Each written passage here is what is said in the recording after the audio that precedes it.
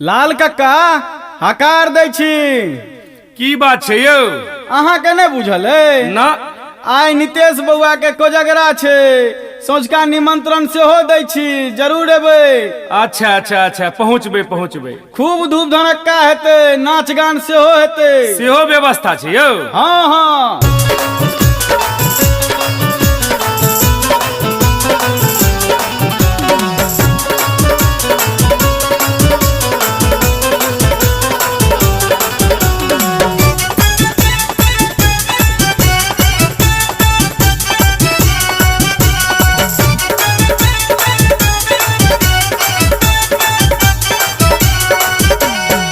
शरद पूर्णिम के रात में होई छै, शरद पूर्णिम के रात में होई छै कोजगरा त्योहार यो। मैथिल के ई नमहर पावन अद्भुत लोक व्यवहार यो। मैथिल के ई नमहर पावन अद्भुत लोक व्यवहार यो। शरद पूर्णिम के रात में होई छै, शरद पूर्णिम के रात में होई छै कोजगरा त्योहार यो। मैथिल के ई नमहर पावन अद्भुत लोक व्यवहार यो। मैथिल के नमहर ई पावन अद्भुत लोक व्यवहार यो। मैथिल के नमहर ई पावन अद्भुत लोक व्यवहार यो।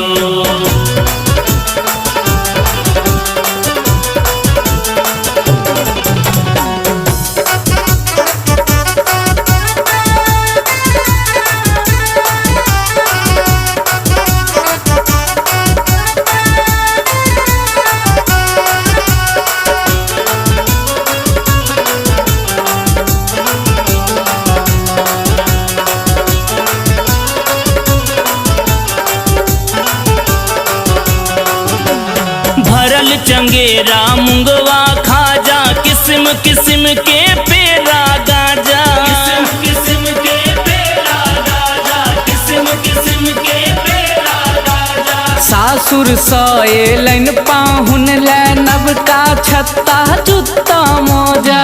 सर कुटुम सँ घर भरल छै, सर कुटुम सँ घर भरल छै सौंसे गाम हकारियो। मैथिल के ई नमहर पावन अद्भुत लोक व्यवहारियो। मैथिल के नमहर ई पावन अद्भुत लोक व्यवहारियो। मैथिल के नमहर ई पावन अद्भुत लोक व्यवहारियो।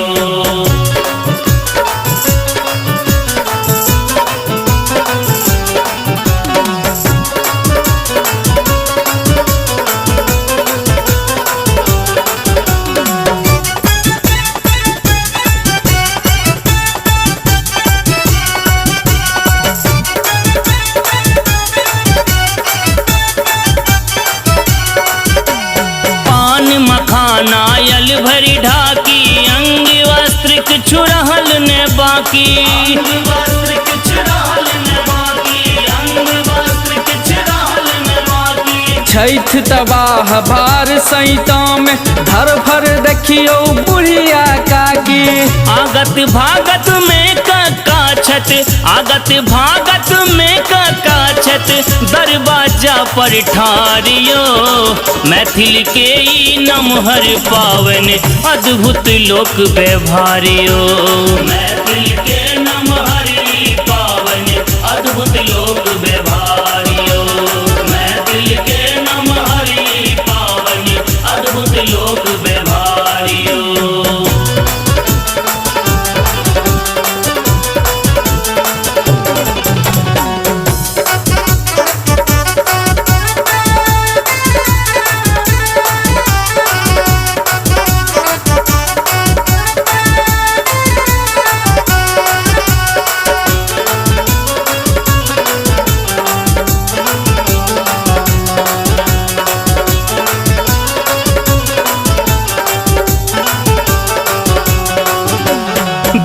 चुमाओल प्रसिद्ध छे अजका, कैल तैयारी छै सब सजका। कैल तैयारी छै सब सजका, कैल तैयारी छै सब सजका। दाई माई सब आशीष देथिन मिथिला के कन्हैया भोज खाई लेल, रवि कन्हैया भोज खाई लेल काल्हे स तैयारियो। मैथिल के ई नमहर पावन अद्भुत लोक व्यवहारियो। मैथिल के नमहर पावन अद्भुत लोक